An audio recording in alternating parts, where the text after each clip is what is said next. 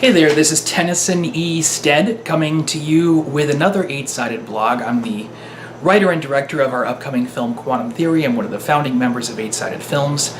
Behind me, over here, you can see the set for our recent web series Declassified, and today I'm going to do a little personal post-mortem on Declassified. Because in hindsight, the show, the themes of the show, and the reason for making it really does tie into sort of the story that I've been going through and that a lot of the members of our company have been going through with me over the course of the last 4 years. Folks who follow the 8-sided blog, who follow 8-sided Films, know that I'm a survivor of traumatic brain injury. I got hit in the head with a sword on a set a few years back. I have tremors, vocal tremors, which are playing nice right now. I have trouble walking. There's a whole host of issues, and actually we're making a documentary about it. So hopefully we'll have that for you sometime in the near future and give folks a sense of what a day in the life is actually like. But I've been feeling a lot of anxiety having wrapped up the show, and it seemed like I should sit down and sort of get into that because it's content. Waste not, want not. So the basic gist of it is that, so for folks who don't know, Declassified is a series that we're doing where government projects under the aegis of the Bureau of Applied Defense Development, which is a fictional government bureau, are brought to light through archival footage that they're forced to air because of recent legislation. And the first season, so each season is a different government project. And the first season is Project Icarus, which is an 8-year one-man mission to Titan that was launched in 1977 using Apollo-era technology. And it's a bad idea. This person is being locked up in a space capsule by themselves, crammed in there with tons of life support. So there's room to move a little bit in an Apollo capsule, and that room gets taken away. And he's just sitting there atrophying, eating space peanut butter for 8 years on his way to Saturn's moon. Malnutrition starts, not to mention all the things that go wrong. So they have to start rationing his air supply. They have to start, potentially his food's losing nutritional value, and there isn't as much as there should be in storage because it's leaking into the cabin and they don't know it's getting filtered into the air supply. It's not, none of it's any good. This is a bad idea. And, this character, Wick Pierce, is fighting his own body to accomplish a big goal, to accomplish something transcendental and important. And in the end, I don't want to spoil it, but to a degree he succeeds and to a degree he fails. And I'll let you discover where those lines are drawn and decide how you feel about the success and the failure as it happens. But, I'm going through similar experiences. And in fact, during our last 8-sided blog, we talked a little about how actor Gerard Marzilli was borrowing from my brain injury to start instilling a sense of the neurological problems that come from malnutrition, that come from a lack of oxygen, come from being isolated by yourself for 8 years. It's too much to demand of a person, and he's taken it on anyway. And in hindsight, it was a massive and gross overextension. No one should have done this. It was a terrible idea. He made something of it to the degree that he did, and certainly human achievements were recorded along the way of his journey, but was it worth it? And, there's not an easy yes there. And in a lot of respects, the story of Wick Pierce reflects my own anxieties and my own challenges in building an entertainment company. And I was thinking about this today, and I was like, so what makes me not Wick Pierce? How am I any different? How am I not grossly overextended? How can a cripple, which is what I am, how can a cripple direct feature films and build an entertainment community around the world? How is that supposed to work? And the the answer to that question really is tied up in how the Bureau of Applied Defense Development does its work. These files are being declassified because they were held secret. And when you keep something secret, you are empowered to make mistakes because no one's ever going to find out about them anyway. If you're keeping something secret, you're not as motivated to do your best work. And you're certainly not as, you cannot build as complete a support network for your project as you might otherwise need to, or as you do need to and might otherwise do. You don't have that access to people. You have to limit the number of people who are aware of what you're doing. So within the Bureau of Applied Defense Development, and this kind of bureaucracy sort of ties into a lot of the frustrations I think that we've vented through characters like David Allen Rifkin as well in some of our other videos.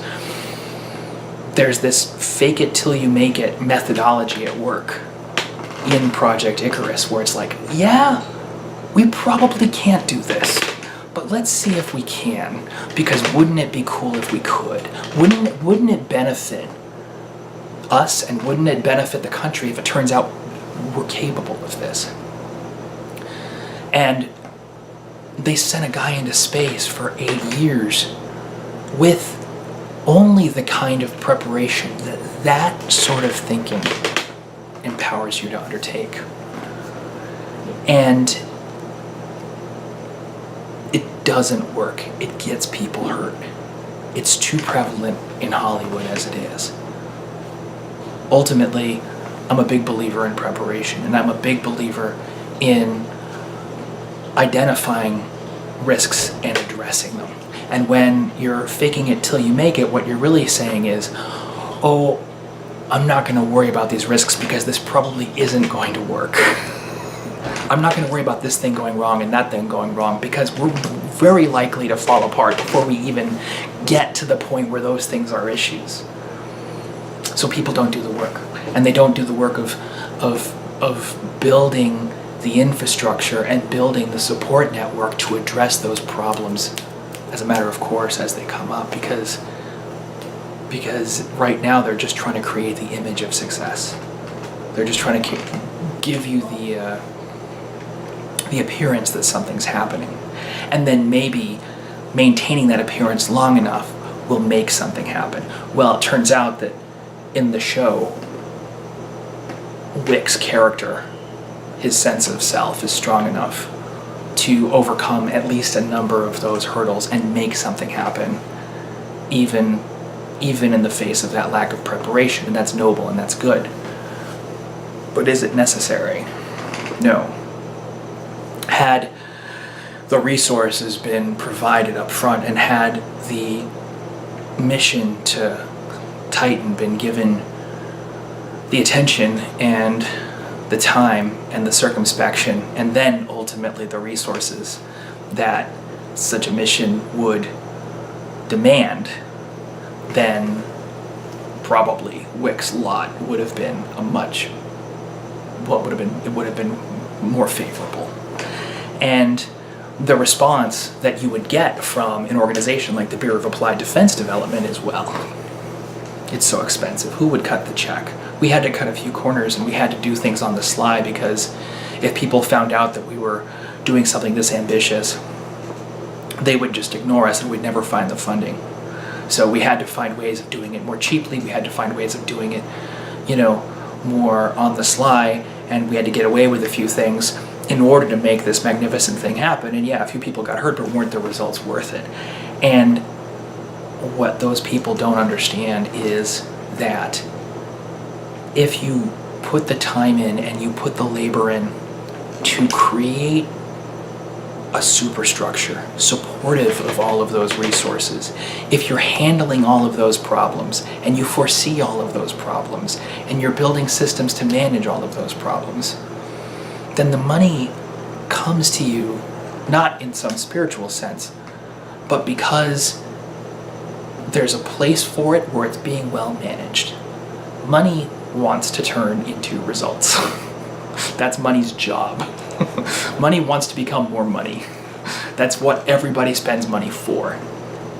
And if you're creating an environment where you're managing the risks effectively and you can show a clear path to success, then it's reasonable to turn around and demand the cash to make that process work. And the problem that you run into is that these systems of managing this money can't be hypothetical. It's not just a business plan. It's the actual people doing the actual work. It's in the case of a film, in the case of what we're doing here, it's these videos, for one. It's Declassified. It's the fact that we are I'm on Twitter all the time, I've got actors on social media all the time. Our house manager, Lee Holm, is always online. I think it's Hume. I always get that wrong. But the point is, here we are. We're always doing the work. We're always doing the work. And it's the fact that even now, as we do these jobs and as we maintain a rhythm of labor that is by any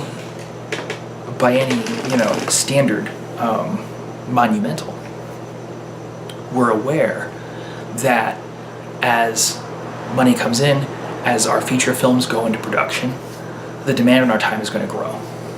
And we know what to do next. We know how to use that money to bring in other experts. We know who we have to pay to help get the job done. We know where we're going to have to look for additional capital as that process unfolds. We know where the lean times are going to be in terms of where we don't have as much money as we need, and we have to be smart about preparing for those. And that's how we get through the feature film. There's a place for the money to go that makes consistent sense all the way through to the results, and it's not just assuming that those results are somehow destined to be in our hands, or that we somehow deserve them, or that we've earned them. We know what we have to do to go and get them under rigorous, harsh, adverse conditions. Assuming that things aren't going to go right, assuming that we're not going to get lucky along the way, and that this process is going to demand more of us than we expect. We're probably not going to be surprised by the ways that happens, and we already have made a number of the decisions we're going to need to make to step in and get that job done, and the rest of the decisions should be fairly routine. And then when this process does surprise us, when something does come out of the blue, that one out of the blue thing can demand more of our attention because the rest of this stuff has already been reduced to a matter of habit. We're not doing it in the dark, we're not hiding what we're doing, and we're not faking it until we make it. We're making it right now. And so, that's the conversation I've been having with myself because of my declassified anxiety. And I thought I'd bring you in on it because it's an important question. One of the conversations I do have to have with investors is, how can you trust a cripple to make you money? And in the end, it's just another risk factor. It's just one more thing that can go wrong.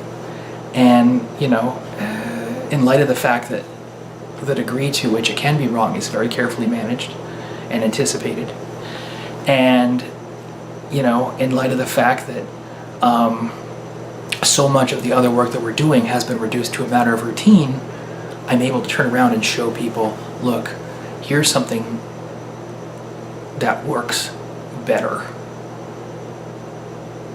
even in the hands of a disabled person. Which, is that fair? No. And is it PC to anticipate that an investor would need to hear that? No, it's not. However, it is also a fact that people are going to assume that I'm not an expert in my disability. And that's because ableism is a thing. It's part of what we have to contend with. And you hear so much of it that you start to ask yourself, am I an expert at my disability? Do I know what I can and can't do? Am am I in ownership of my situation, or am I the crazy one? And that fear, I think, is what Declassified is about. I think it's about off in space by yourself on year 6. You know, you're turning to mush and nobody can help you. And how much of that are you going to salvage? How much are you going to make of that situation? And I think that's enough. So the good news is, you know, we're not faking it till we make it. We're not the Bureau of Applied Defense Development. We are out in the open, looking at the things that can go wrong square in the face, day by day, and addressing them under public scrutiny. And I think that in the end, that's how I want Hollywood to be. That's the people I want us to be. And it's one of the things I make stories about. It's one of the things I encourage through my art, and that's what Declassified is about. So that's what this show means to me. That's my take on it. And that's how it's personal. A lot of people, you know, see science fiction and they don't necessarily see the personal connection, but in fact, this particular show, I think, was very personal for me. Thank you for listening. Look, if you haven't seen the show, it's right here on the 8-Sided Films YouTube, Declassified. There's a whole playlist with all 12 episodes of the first season, and we're going to do additional seasons with other projects of the Bureau of Applied Defense Development. Our subscribe button is right down here, and you can give us a thumbs up if you like this blog, and check the show out. I think you'll. I don't think there's anything else like it on the internet. It's a fantastic performance by Gerard Marzilli. I don't know if it's fun per se, but it's not every day you can say that your web series is a work of art. And I think between Gerard, Gabrielle Scaparisi, who did the costumes, Chris Adams, who did the set back there, I'm keeping that chair. It's when you get right up close, there's a lot of detail work on it, and it frankly didn't all show up on screen because we made a pretty tight shot of it, but it looks gorgeous. And you know, I think what we achieved is a piece of art. I think it's something. Tyler Seipel, who did the voiceover in the beginning. I also did some of the voiceover in the beginning, but Tyler's the one who did the period voiceover, and it sounds great. It's something I'm very proud of, and I hope you'll look at it. In the meantime, have yourself a great afternoon. Take good care. Bye-bye.